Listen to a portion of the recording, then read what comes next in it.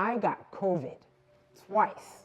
Now, it's been over 5 years now with COVID-19, but many people have not recovered from the impacts and the effects of COVID-19.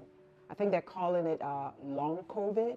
Now, whether it's positive or negative, COVID did something to everybody. Husbands and wives got the time to face issues they've been glossing over for many years. Parents began to spend a lot of time with their children and to better understand them. And families finally got the time to spend time with their family members and perhaps understand them really. Now, time was something we all had lots of and we understood it. And, interesting enough, when COVID first hit, I was not in the United States. I was actually in transit from Europe. I had a plane change in London, England. And at the airport, I did notice a lot of people, maybe not too many, just a few people wearing masks. And I just wondered what this was all about. And even in the aircraft, I noticed a few people still had on masks. But I didn't think anything of it until I actually arrived in the US. And within 1 week was the absolute shutdown. As a healthcare professional, this was not an easy time for any of us.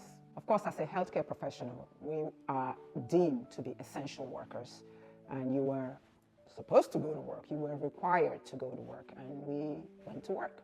So even though we were all terrified, and we knew this thing had no cure, and we didn't have any vaccine, even though you're scared, you still have to take care of your patients and take care of your family. So now you have the responsibility of caring for the patients that you're looking after. You also have the responsibility of looking after your own children and your own family.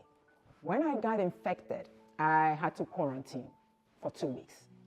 This quarantine was very hard for me because I'm sure you've realized it by now. I'm a people person. I like to be around people. So sitting in a room watching Netflix all day was not my idea of a good time. It was tough for me. So during my quarantine, I took all the precautions that I knew to take. I drank a lot of fluids, I rested, I read, and I think I spoke on the phone to every person that I know.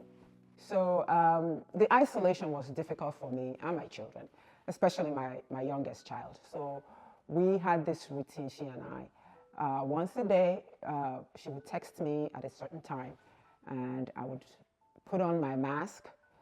In my bedroom, I would put on my mask, and I would sit in a chair and cover my entire body with a clean sheet.